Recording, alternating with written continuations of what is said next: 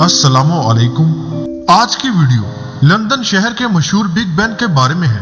आइए Big Ben के बारे में कुछ मालूमात हासिल कर लेते हैं। आलमी शोहरत रखने वाला दुनिया का सबसे बड़ा घड़ियाल बिग बैन अजमत और अफादियत के लिहाज से दुनिया के अजाइबात में शुमार होता है, जो बरतानिया के हाउस ऑफ कॉमन के घंटा घर पर नस्ब है।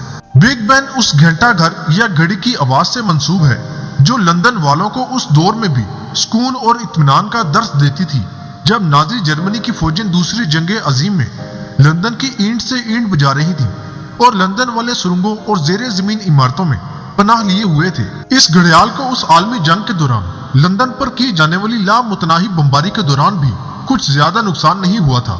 इस द्यू हैकल घड़ियाल को एडमंड नामी शख्स ने डिजाइन किया था और इसे व्हाइट चैपल फाउंड्री में 40,000 पाउंड की लागत से तैयार किया गया था।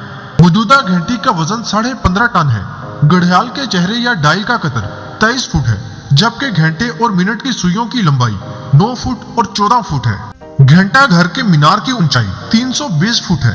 लंदन के लोग आमतौर पर इस बिग बैन से अपनी घड़ियों के औकात दुरुस्त करते आए हैं।